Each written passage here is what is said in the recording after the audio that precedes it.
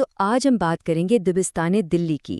یہ ایک ڈوبتی ہوئی سلطنت کی شاعری کی کہانی ہے، ایک ایسے شہر کی کہانی جو سمجھے کہ اپنے شاعروں کے ذریعے اپنی آخری سانسیں لے رہا تھا۔ کبھی سوچا ہے کہ ایک مرتا ہوا شہر وہ اپنی بات کیسے کہتا ہے؟ وہ بولتا ہے اپنے شاعروں کی زبانی۔ تو چلیے سفر کرتے ہیں 18ویں صدی کی دلی کا، ایک ایسی دنیا کا، ایک ایسے شہر کا جو راکھ کا ڈھیر بنتا جا رہا تھا۔ اچھا، ذرا اس ٹائم لائن کو دیکھیے، یہ صرف تاریخیں نہیں ہیں، یہ دلی پر گزرنے والی قیامتوں کی کہانی ہے۔ دیکھیے، 1707 میں اورنگزیب کا انتقال ہوتا ہے اور بس مغل سلطنت کا شیرازہ بکھرنا شروع ہو جاتا ہے۔ پھر 1739 میں نادر شاہ دلی پر حملہ کرتا ہے اور شہر کو تہس نہس کر دیتا ہے، اور جو کچھ بچا تھا اسے 1748 کے بعد احمد شاہ ابدالی کے بار بار کے حملوں نے بالکل ختم کر دیا۔ یہ صرف ایک سلطنت کا زوال نہیں تھا، یہ ایک پوری تہذیب کی موت تھی۔ لیکن اسی انتشار، اسی ٹوٹے ہوئے دلوں کے ملبے سے ایک نئی شاعری نے جنم لیا، ایک نئی آواز ابھری جسے ہم کہتے ہیں دبستان دہلی۔ اور یہ کوئی باقاعدہ سوچی سمجھی ادبی تحریک نہیں تھی، نہیں، بلکہ یہ تو اپنے ارد گرد کی تباہی پر ایک فطری، ایک سچا فنی رد عمل تھا۔ تو پھر وہ کون لوگ تھے جنہوں نے اس تباہی کے بیچ شاعری کی شمع روشن رکھی؟ چلیے اب بات کرتے ہیں شاعری کے ان ستونوں کی، ان استادوں کی جنہوں نے دلی کی روح کو اپنی شاعری میں ہمیشہ کے لیے زندہ کر دیا۔ اور جب ہم دبستان دلی کی بات کرتے ہیں تو ایک نام سب سے اوپر آتا ہے، ایک ایسی شخصیت جو اس دبستان کا دل ہے، اس کی روح ہے، میر تقی میر، جنہیں دنیا خدائے سخن یعنی شاعری کا خدا کہتی ہے۔ مجھ کو شاعر نہ کہو میر کے صاحب، میں نے درد و غم کتنے کیے جمع تو دیوان کیا۔ خود میر صاحب دیکھیے کیا کہہ رہے ہیں کہ مجھے شاعر مت کہو، میں نے تو بس بہت سارے درد اور غم اکٹھے کیے ہیں اور ان کا ایک دیوان بنا دیا ہے۔ مطلب یہ صرف شاعری نہیں ہے، یہ اس دور کے دکھوں کا، اس زمانے کے غم کا ایک سچا آئینہ ہے۔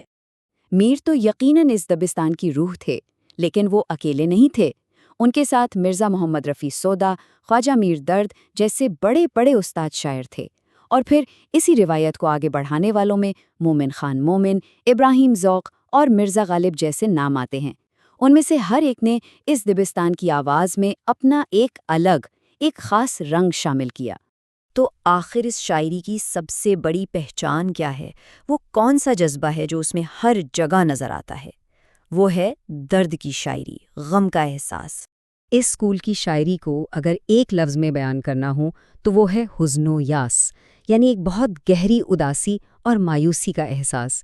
ان کی شاعری بھری ہوئی ہے بربادی کی باتوں سے، زندگی کے عارضی ہونے کے احساس سے، اور یہ سب کچھ دراصل اس شہر کی حالت کا ہی تو عکس تھا جس میں وہ جی رہے تھے۔ میر کا یہ شعر سنیے، دلی جو ایک شہر تھا عالم میں انتخاب، ہم رہنے والے ہیں اسی اجڑے دیار کے۔ کیا کمال کا شعر ہے! مطلب جو دلی کبھی دنیا میں ایک منتخب شہر تھا، آج ہم اسی اجڑے ہوئے شہر کے باسی ہیں۔ یہاں شاعر کا ذاتی دکھ اور شہر کا غم ایک ہو گئے ہیں۔ اور یہ صرف شہر کا غم نہیں تھا، اس عوامی تباہی کے ساتھ ساتھ ذاتی دکھ بھی جڑے تھے۔ خود میر صاحب نے اپنے خاندان کے کئی لوگوں کو اپنی آنکھوں کے سامنے مرتے دیکھا۔ تو ان کی شاعری میں جو درد ہے نا، وہ ایک پورے ملک کے المیہ اور ایک فرد کے ذاتی نقصان کا سنگم ہے۔ اچھا، جب باہر کی دنیا اتنی ٹوٹی پھوٹی ہو، اتنی تکلیف دہ ہو، تو انسان کہاں جاتا ہے؟ وہ اپنے اندر جھانکتا ہے۔ تو آئیے اب اس شاعری کے ایک اور اہم پہلو کی بات کرتے ہیں، تصوف کی طرف، یعنی روحانیت کی طرف رجوع۔ تصوف یا صوفزم کیا ہے؟ یہ ایک روحانی راستہ ہے جو دنیا کے بجائے اپنے اندر دیکھنے پر اور خدا سے روحانی تعلق مضبوط کرنے پر زور دیتا ہے۔ اور ظاہر ہے جب باہر اتنی افراتفری ہو تو یہ روحانی راستہ ایک طرح کا سکون، ایک پناہ گاہ فراہم کرتا تھا۔ اور اس دبستان میں تصوف کی سب سے بڑی آواز تھے خواجہ میر درد۔ ان کی شاعری روحانی گہرائی اور سوچ و فکر سے بھری ہوئی ہے۔ ان کا یہ شعر دیکھیے، جگ میں آ کر ادھر ادھر دیکھا، تو ہی آیا نظر جدھر دیکھا۔ سبحان اللہ! مطلب دنیا میں آ کر جہاں بھی نظر ڈالی، ہر طرف بس تو ہی نظر آیا۔ یہ شعر بالکل اسی صوفیانہ خیال کی عکاسی کرتا ہے کہ دنیا کی چیزوں سے دھیان ہٹا کر ہر شے میں خدا کو دیکھو۔ تو چلیں اب ذرا بات کرتے ہیں ان خاص باتوں کی، ان خصوصیات کی جو دبستان دہلی کی آواز کو بالکل منفرد اور پہچاننے کے قابل بناتی ہیں۔ اچھا، دبستان دلی کو سمجھنے کے لیے اس کا مقابلہ دبستان لکھنؤ سے کرنا بہت ضروری ہے۔ فرق بہت سیدھا سادہ ہے۔ دلی کے شاعر داخلیت پر زور دیتے تھے، یعنی اندر کی بات جو دل میں ہے وہی زبان پر، سچے جذبات، اصلی درد، روحانی تلاش، وہ بھی بہت سادہ سیدھی اور سچی زبان میں۔ دوسری طرف لکھنؤ کا زور خارجیت پر تھا، یعنی باہر کی چیزوں پر، زبان کیسی ہے، الفاظ کتنے مشکل ہیں، کتنی سجاوٹ ہے۔ تو یوں سمجھ لیں کہ ایک دل کی بات کر رہا تھا اور دوسرا زبان کی مہارت دکھا رہا تھا۔ اب آگے بڑھتے ہیں اور دیکھتے ہیں کہ یہ روایت غالب اور مومن جیسے عظیم شاعروں تک کیسے پہنچی اور انہوں نے اس ورثے کو کیسے آگے بڑھایا۔ غالب اور مومن نے دبستان دلی کی جذباتی گہرائی کو پوری طرح اپنایا، مطلب وہ درد، وہ احساس، وہ سب ان کی شاعری میں بھی ہے، لیکن انہوں نے اس میں فلسفے کا ایک نیا رنگ شامل کر دیا۔ تو یہ روایت رکی نہیں، بلکہ ان کے ہاتھوں میں آ کر یہ اور گہری اور سوچنے پر مجبور کرنے والی بن گئی۔ اور دیکھیے خود غالب جیسا عظیم شاعر میر کے بارے میں کیا کہتا ہے۔ رختہ کہ تم ہی استاد نہیں ہو غالب، کہتے ہیں اگلے زمانے میں کوئی میر بھی تھا، یعنی غالب خود کو کہہ رہے ہیں کہ اے غالب، تم خود کو اکیلا استاد نہ سمجھو، تم سے پہلے اس میدان میں ایک میر بھی ہو گزرا ہے۔ یہ ہوتا ہے بڑوں کا احترام، یہ ہے اس دبستان کا تسلسل۔